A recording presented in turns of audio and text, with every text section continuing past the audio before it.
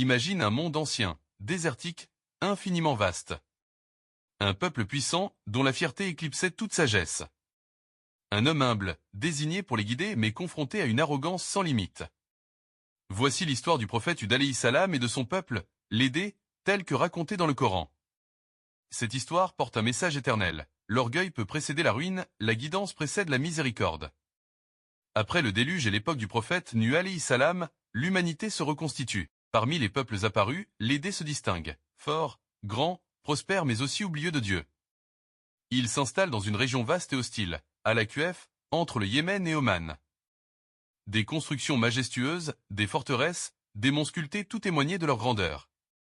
Et pourtant, leur cœur était vide. Ils ignoraient l'unicité d'Allah, Tawhid, et adoraient des idoles. Les versets coraniques les décrivent. N'as-tu pas vu comment ton Seigneur a agi envers l'aider? Le peuple d'Iram a la stature imposante, telle qu'il n'en fut pas créé dans les autres villes. Sourate Al-Fajr, verset 6. Cette description montre un peuple gigantesque, bâtisseur, dominateur. Ils étaient célèbres pour leur force physique, les palais taillés dans les montagnes, les murailles et les statues. Mais leur prospérité les enivrait. Qui est plus fort que nous? Sourate Fusila, verset 15. Ils considéraient qu'aucune puissance terrestre ne pouvait les atteindre. Ce sentiment de supériorité les rendait arrogants. Ils méprisaient toute notion de guidance divine. Ils adoraient les dieux de pierre et de bois, Amu, Hubal et bien d'autres, qui ne pouvaient ni voir ni entendre. Face à cette arrogance, Allah envoya un prophète, Hud alayhi salam, un homme issu de leur propre communauté. Un signe de miséricorde, il venait parler leur langue, comprendre leur culture. Extrêmement juste, véridique, patient. Son discours était clair, puissant. Ô mon peuple, adorez Allah. Vous n'avez pas d'autre divinité que lui. Vous n'êtes que dans l'illusion. Sourate Hud, verset 50. Il leur rappelle les bienfaits divins. Souvenez-vous qu'il vous a fait succéder au peuple de Nuh et il vous a accordé une stature et une force. Souvenez-vous donc des bienfaits d'Allah pour que vous réussissiez. Sourate Al-Araf, verset 69. Malgré la luminosité de son message, le rejet fut immédiat. Ils répondirent par la moquerie. Es-tu venu pour nous détourner de nos dieux? Apporte-nous donc ce dont tu nous menaces, si tu es un véridique. Sourate Al-Araf, verset 70. Leur réponse fut méprisante. Ils l'accusèrent de choisir leurs mots pour manipuler, traitant son message de folie. Hud persista dans son appel. Les avertissements devinrent plus sévères. Je prends Allah à témoin et vous aussi soyez témoins que je suis innocent de ce que vous lui associez. Sourate Hud, verset 54. Mais vous avez plutôt dit, nous ne croyons pas en ce que tu dis, et nous pensons que certains de nos dieux t'ont frappé de folie. Sourate Hud, verset 53. Ils étaient déterminés dans leur rejet. Ils défiaient Allah, convaincus de leur invincibilité. Sourate Fusila, verset 15. Alors Hud les avertit de l'imminence du châtiment, capable de briser leur arrogance. Ô mon peuple, je ne vous demande aucune récompense. Tout dépendra de votre repentir. Mais si vous refusez, un vent glacial vous attend.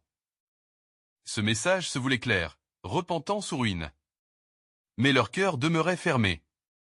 Ils n'entendaient que leur propre voix. Le jour arriva. Le ciel s'assombrit. Un nuage noir apparut à l'horizon. Quand ils virent un nuage se diriger vers leur vallée, ils dirent « Et voilà un nuage qui va nous abreuver de pluie » Sourate Al-Kahf, verset 24. La nature semblait offrir une délivrance. Mais il s'agissait du contraire, non. C'était ce qu'ils étaient pressés d'obtenir, un vent chargé d'un châtiment douloureux. Sourate Al-Kahf, verset 24. Il fut envoyé contre 3 jours de malheur, sans interruption, pour leur faire goûter le châtiment humiliant. Sourate Fusila, verset 16. Ce vent souffla pendant 7 nuits et 8 jours, sans interruption, sans pitié. Il les exécutait. Ils gisaient par terre, comme des souches de palmiers déracinées. Sourate Al-Kuka, verset 7.